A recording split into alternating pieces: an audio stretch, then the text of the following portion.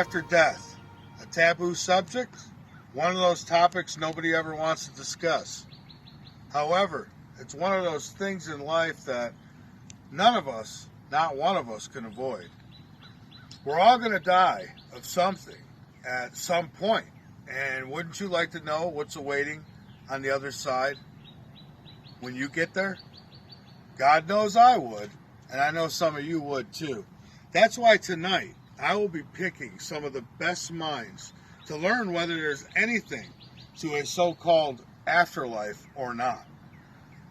Welcome to another episode of LNM Shortcuts.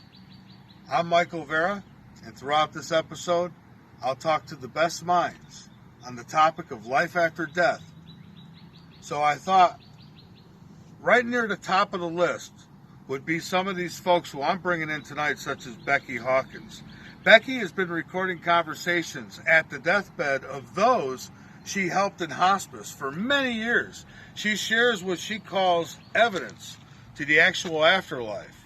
Keep in mind, folks, I don't have the funds to travel the country to sit down with every one of these guests, so interviews are mostly done by phone. If we could ever get the funding, I would go to the doors of these great guests. But in the meantime, now here's Becky Hawkins. I guess you're convinced that there's definitely something after this life, then. Oh yes, definitely. I think it was just those first experiences where I was with someone and they were beginning to talk to people that were that had already crossed over, maybe a grandmother or someone else, and they were experiencing these things. But what really got to me were the patients that I was one-on-one with and what they were sharing with me, and then family members as well. My brother, who was very, very sick with lung cancer, I was with him, taking him back and forth to radiation and oncology and all of this stuff. And so I took him home one evening and I said, okay, I'm going to go home, and if you need me, call me, because he was so weary from having lung cancer, pneumonia, worn out from radiation and chemo. And he said, I'm fine. He was real tough, a welder and all this other stuff. And he was like, I can take care of myself. And I said, okay, just call me if you need me.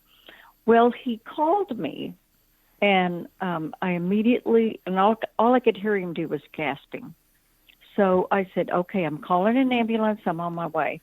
And I was about 20 to 30 minutes away. When I got there, the ambulance was there, and they were loading him, and he was purple. I thought, oh, my gosh, I don't even know if he's going to make it.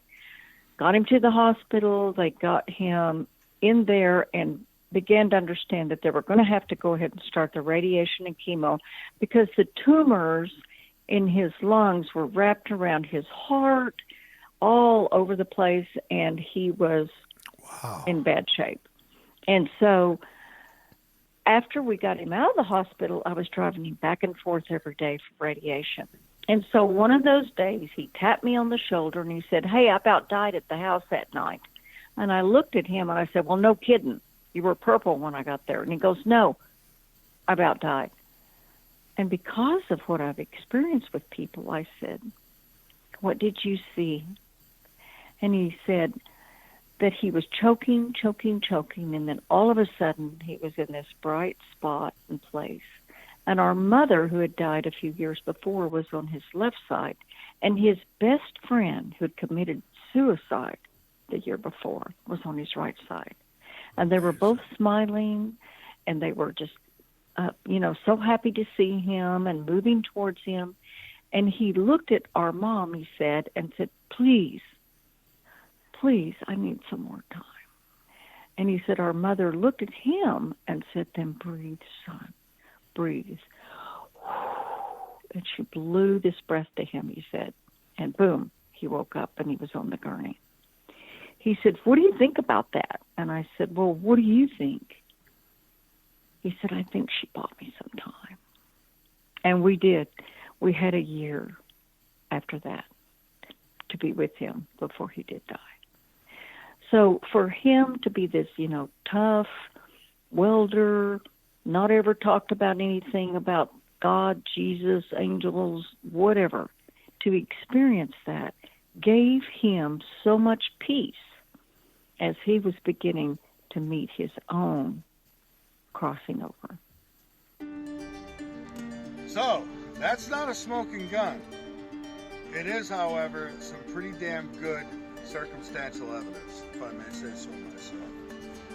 People on their deathbeds describing angels and relatives, people who are not on pain medications, they're not on any mind-altering drugs, yet they claim that they're seeing angels, and they claim that they're seeing loved ones who have passed before them.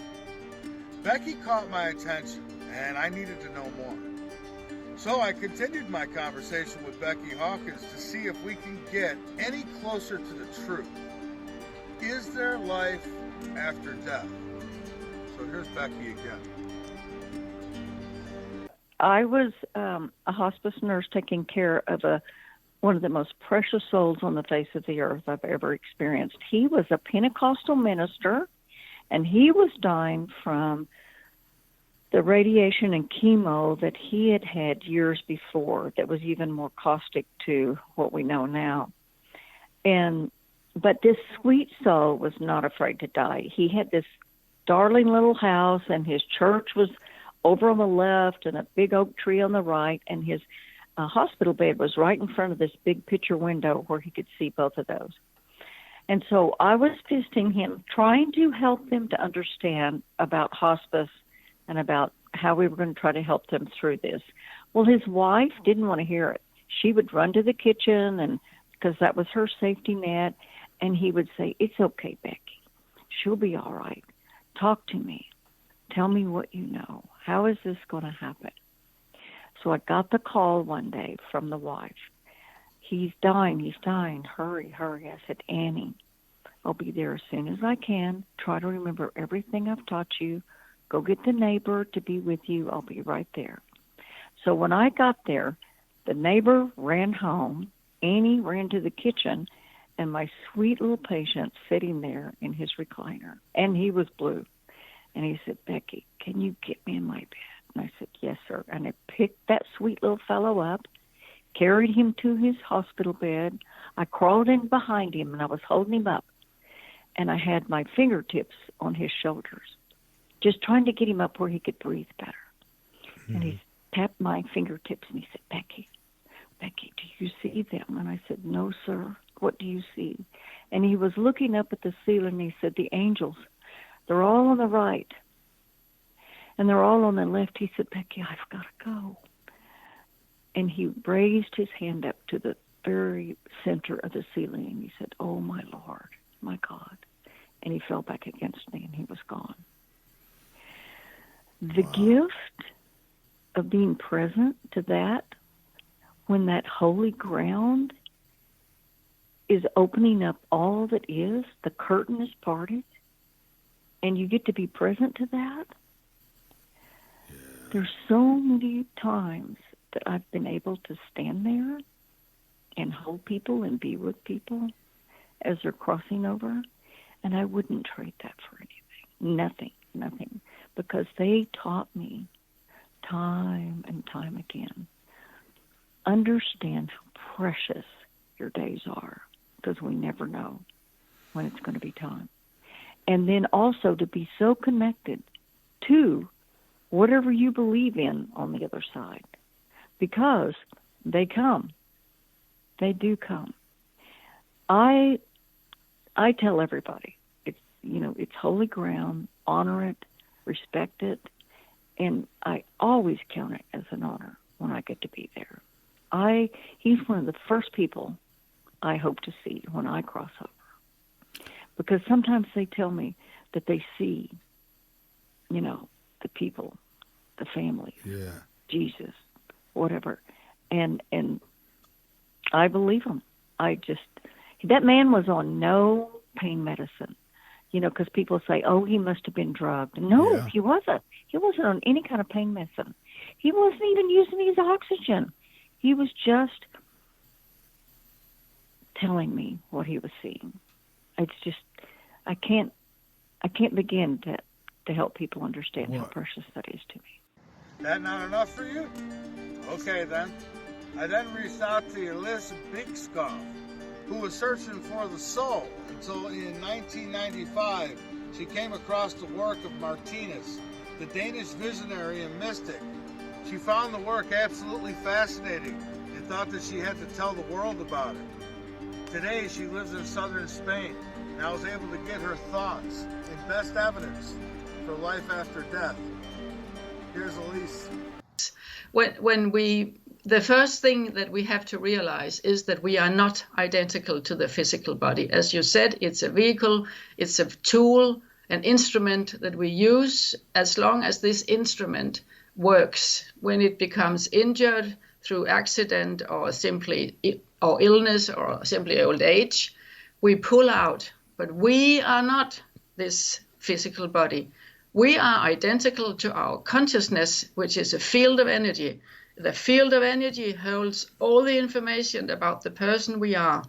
And as I said, when the vehicle has become ruined, we pull out and we will be attracted to a wavelength in the spiritual world that is identical to the wavelength that our spirit vibrates on. Because that is the law of attraction that sees to it that we will be attracted to a wavelength in the spiritual world that corresponds to our own.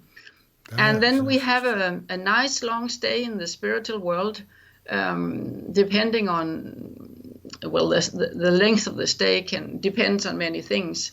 But when we are well rested and ready to go on with our evolution or development, we then reincarnate into a new physical body and we continue our development from exactly the place where it stopped the last time we passed over. So it's like a continued development from primitive beings to more and more advanced beings. So for each life we live, we move forward. We become more moral, become more knowledgeable, we achieve more wisdom, we become better looking for that matter. So it's an ongoing process that between spiritual and physical lives. And so now, how are we sure?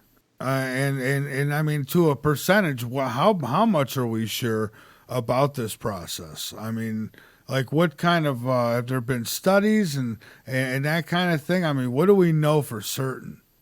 We know for certain that we are, I mean, many people say, yeah, how can I know that I have lived before because I can't remember those lives? Right. No, but we are, I mean, the person we are today is a direct result of all the former lives that we have lived. We have everything we are is a result of the experiences that we have accumulated during former lives. Like, for instance, our talents. That's a very good example of things that we have been occupying ourselves with in former lives. Because there's only one way to become good at something, and that is through practice. And when we look at what we are good at, when we come into this world and we look at what we are good at, we know for certain that those things that we are good at are things that we have practiced in former lives. And like, for instance, today when you look at YouTube or Facebook, you see all these young children that sit down at the piano and they play like a virtuoso. Yeah. And you say, but they cannot have had time to learn this in the 3 or 4 years that they have lived. And no, they can't. And that is because it is something that they have practiced in former lives and practiced to perfection. Martinez says that when you're such a virtuoso, like some of those children that you see on YouTube, it will have taken you 3 to 4 incarnations to reach that level of perfection. So, I mean, all the things that you are good at are a direct indication of what you have practiced during former lives. But if you want to make it more scientific, we have the huge work of Ian Stevenson, who was employed at the University of Charlottesville in Virginia. And he did research for his whole life into children who remember past lives. And he found more than 3,000 cases of children who could say who they were and remembered their name, often remembered how they died, remembered where they lived, remembered who their family was. And the work of Ian Stevenson is highly scientific, and he has done a huge work, and his work is still, he's dead now, but his work is being continued at this University of Virginia. So, I mean, we do also have proper scientific evidence that this is so. His main work is called 20 Cases Indicative of Reincarnation, and it's a very, very interesting read. So, yes, we do have it, and I mean, if we want to look at the near-death experience, that also very clearly tells us that we are not our physical body, and when we pull out of the physical body, we are exactly the same as we were when we were still in the physical body, because the near-death experiences, they feel the same, they can still watch, they can see, they can notice what is going on, and some of them will enter a tunnel to go across to the spiritual plane, but then when they reach their destination, they are told, oh, it's not your time yet, so you have to go back. So that is how we have also there we have a definite evidence that we are not identical to our physical body, and hundreds of books have been written about the near-death experience, and they are very interesting read. So do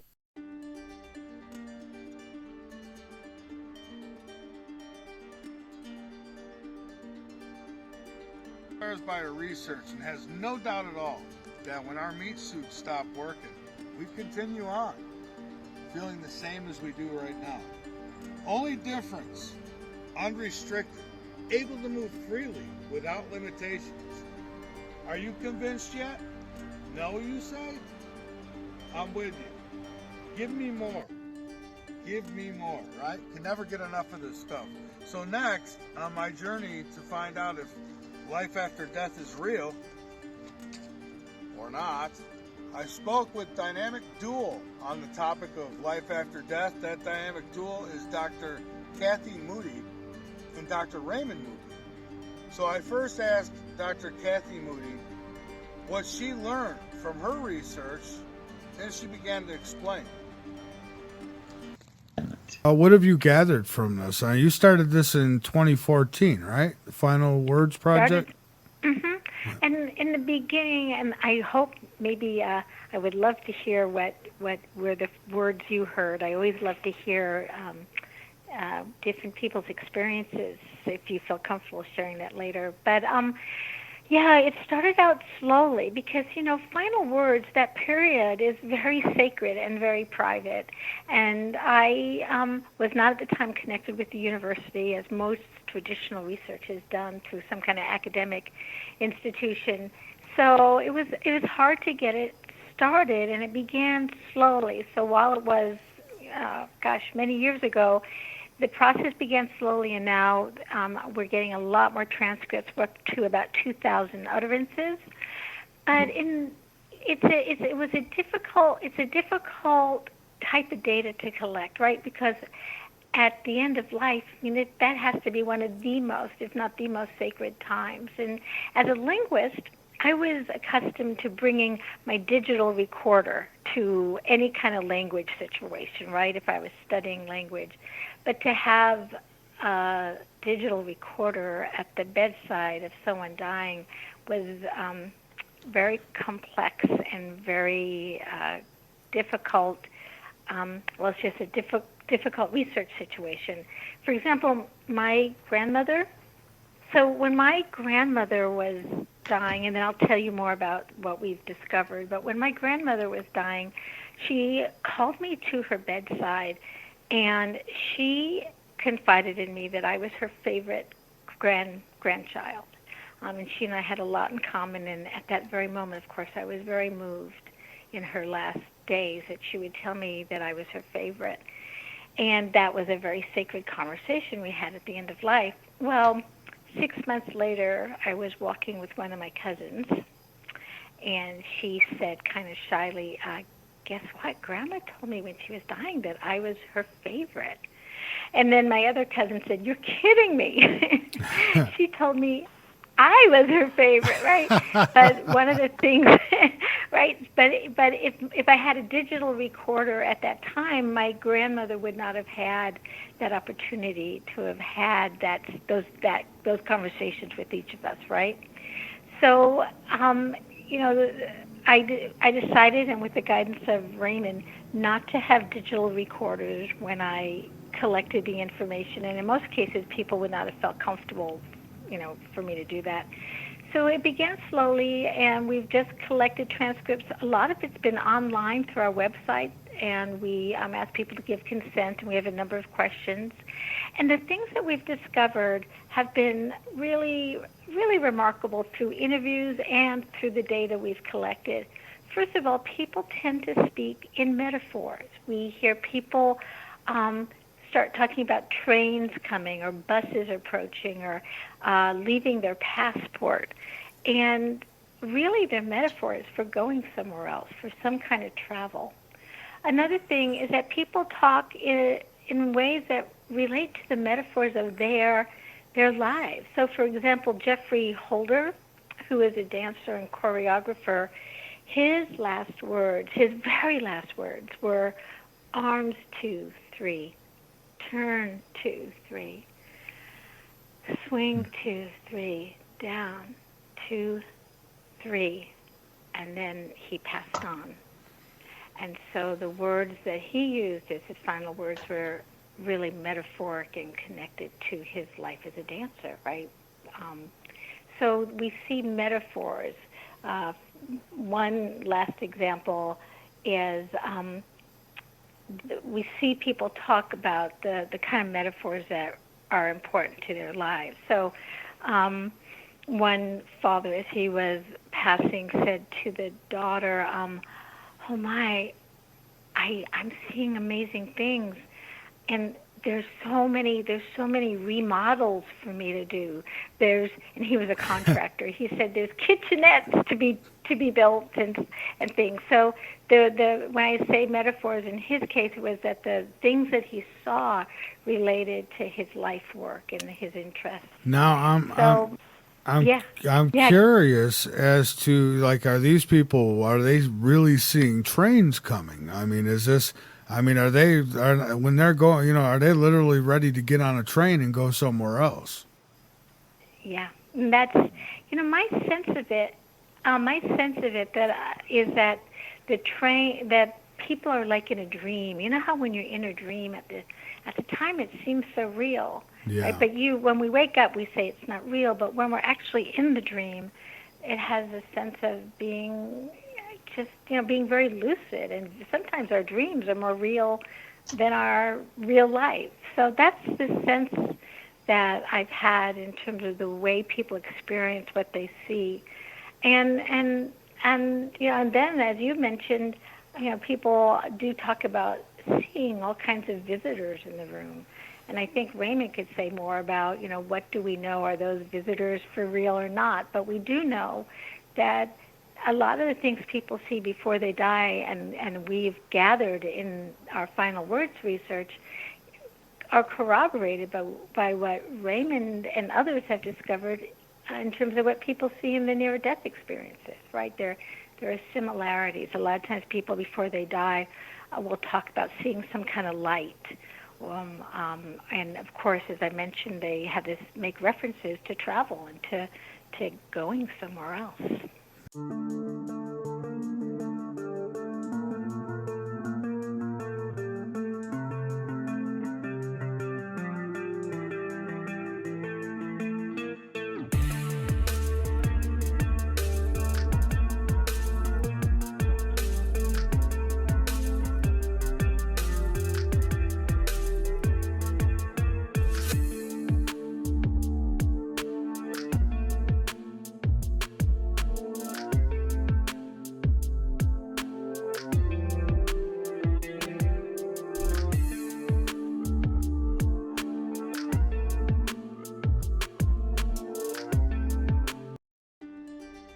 So I wanted to be sure I dotted my I's and crossed my T's. On this one, this particular subject is very important. This episode would not be complete without only one of the most profound and respected life after death researchers, Raymond Moody. Raymond is the foremost expert on the phenomena of near-death experiences, as well as a compelling lecture on the subjects of evocation of the deceased, cult activities, out-of-body experiences, the paranormal, and the relationship of the paranormal to the performing arts. He holds both a PhD from the University of Virginia and an MD from the Medical College of Georgia. So here is Raymond Moody. What say you? Are people really seeing these angels and these different things? I mean, well, what's happening? Michael, my opinion about this, and had the same observations. And I was studied philosophy of language, and when I was a philosophy graduate student, and when I had studied especially unintelligible language, like Dr. Seuss and Lewis Carroll, right? Like the different kinds of nonsensical language. And so when I got to medical school, I found all sorts of patients who would be talking nonsensically when, for example, they were delirious, or when they were intoxicated, for example, by ethylene gas or by mercury or various compounds, or people under severe stress, even if they haven't been injured. When you see them in the emergency room, they're talking out of their minds. You can't make sense of what they're saying. And schizophrenics, for example, talk nonsense a lot. And so what I noticed was that the types of nonsense that people speak when they are delirious or psychotic or under stress are identically the same types of nonsense that Dr. Seuss and Lewis Carroll and other writers come up with when they are writing amusing literature for children.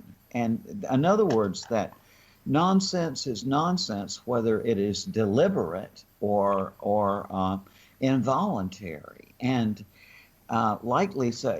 I had a lot of my experience in medicine was with terminally ill patients. That was kind of a very often situation I was in. And under those circumstances, you see very clearly, and I'm sure, Michael, that many people listening to this at this moment will recognize what I'm saying here and their own experience. And that is that people will say that in the last few days or weeks or hours before their loved one died, that they would they knew that their loved one was talking nonsensically, it wasn't making any sense. And yet people say that deep in their minds somehow they sort of felt like it has some, they kind of felt like they understood it at some level. And so what this has to do with is that even apparently nonsensical communication has rules and principles behind it. So what I think in answer to your question, Michael, I would never try to convince anybody else of this, but after studying near-death experiences for 50-something years, I give up. I mean, I just, I hear all the time, doctors, for example, say that who were trying to resuscitate a patient would say that during the time the patient was having a near-death experience, the doctor would have an empathic sort of experience, co-participating in the dying and the near-death experience of the patient. And these things are just very hard to put together. So what I would want to say is that I think we're dealing with something very important here. I think that we can actually have new rules and principles now that will enable us to understand the communication of dying people in that last period of life. So I think that this is very important information. When people are having very meaningful experiences, but they don't have any words to put the experience in, very often what comes out sounds to the rest of us like nonsense. There is, for example, a neurological condition called synesthesia, which probably some people listening to us right now will recognize, and that is where the senses in effect get mixed up, and people will tell you, for example, that when they hear sound or when they hear music, that there's an accompaniment of colors that goes along with it, or the senses can get mixed up in all sorts of ways. And there was a famous chef a few years ago who tasted shapes, and he would have to say things like, this chicken tastes a little too round. And of course, to the rest of us, that doesn't make any sense. But he was trying to describe some legitimate inner experience of his own. And I think that's what people are trying to do when they are on the verge of death. Just because it's my understanding when somebody is having a stroke that they mix words up. That's exactly right. Yeah. That is, during a stroke, many people will talk nonsense. And also, Michael, during migraine attacks, people will sometimes talk nonsense, or seizures, or yeah. So this is a very common phenomenon in the medical world, but I think it has some really important significance in how we understand the dying process.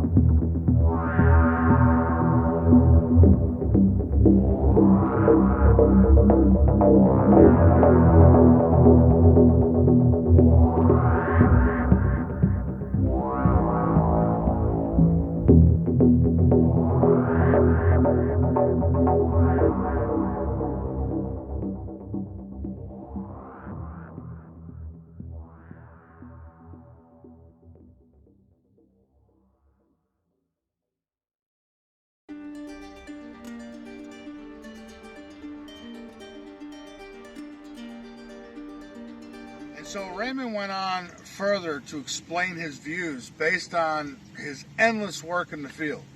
So here's some more of what Raymond had to say on whether there's life after death.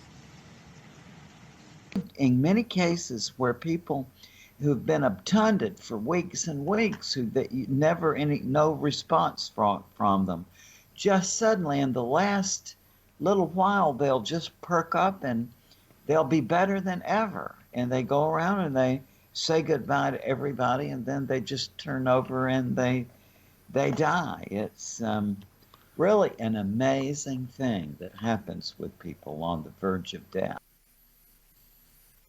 Across time and cultures, people have been conditioned to view death as an endpoint to the experience of life. However, as you just heard for yourself from several key experts, that is not the case. Life is said to go on after death, only in different spectrum of light and a different plane of existence. The Bible says we will all die. But after we die, will we live again? A person's final words can actually give some kind of clue as to where they're going when they head to the other side. I think so. I mean, first of all, just the fact that, well, there are several reasons why I think so. First, the fact that we see people talk about this travel. That's probably the most frequent thing we see, among the top 3 things we see in the transcripts is some reference to travel, and there really is a sense of movement. And ironically, also, I interviewed someone, a nurse from Trinidad, and she said in their language, what they describe, the nonsense before someone dies, they call that traveling, right? So there really is a sense of movement. And the other way there that we see movement is people start saying things about I'm crossing up, or I've got to get off, I've got to get off of this life, I'm dying. I gotta go, or help me get down from here. But there's this sense, just as there is with the near-death experience where people move out of their body, they talk about moving out of their bodies. In the language of end of life, you do have this sense of movement just by people talking about moving up or going up, or trains or buses or travel. And then the other way is people talk about having visitors who are taking them somewhere, and they'll make references to going home. And how do we know, how do we know it's not the medications that are causing these things? Do we know? Are there cases? I'm sure there's people who refuse any kind of medical or medication during their dying process, right? Isn't there people who insist on going naturally? And there are, and also during those circumstances, they still talk nonsense. In other words, these linguistic anomalies come up whether people have medication in the last days or not. So interesting. Yeah, and, excuse me. I'm sorry, Raymond, I don't want to interrupt. All across the board, these are patterns that are going to appear. So if you start seeing the same patterns over and over again, really you don't have to control for meds. It's good to be aware, and we have them in the records. But what you start seeing is across medications and across diagnoses, there are the same patterns. Now, there are certain kinds of behaviors that I've noticed in terms of language that do seem to be related to specific meds. And when in my book, for example, those are not included as patterns. They're clearly related. Morphine, there were certain patterns I saw specifically with that. So, but when you start seeing things across the medications, then you go, wait a minute, these look like universals, just like with near-death experiences. I think, and Raymond, please correct me if I'm wrong, but you'll start seeing the same patterns of near-death experiences, no matter what kind of meds people were on or how they died. Or you may see someone have a near-death experience from a car accident. They were never on medications because they were just driving their car down the road, right, when it happened. Or, someone may be heavily medicated and still have a near-death experience. So what I've learned from this is that there seems to be something that is actually almost moves beyond, the level that consciousness operates on seems to transcend almost, or go beyond and cut across the meds and the diagnoses. Although, yes, there are certain types of linguistic behaviors and patterns you will see with certain types of meds. Mm-hmm. But there are other patterns that we found with the final words that cut across the medications. The Bible tells us plainly that it is appointed for men to die once, but after this judgment, Hebrews 9:27. But is that enough to say without a reasonable doubt that there truly is life after death? One of life's greatest mysteries is the question of what happens to a person after death.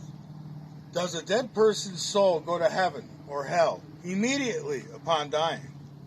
What does the Bible say about life after death? Jesus said, I am the resurrection and the life. He who believes in me, though he may die, he shall live. John 11:25. Facing the death of a loved one, particularly if the loss is sudden and unexpected, is one of life's greatest trials. We sorrow and mourn over such a tragedy. Our family and friends are very precious to us. Whether death strikes at a young age or at the end of a long life, we experience the pain of loss, and we wonder, will we ever see them again? As we grow older, we cannot avoid the question that is so taboo. Do we continue to live even after our bodies die? Is there life after death?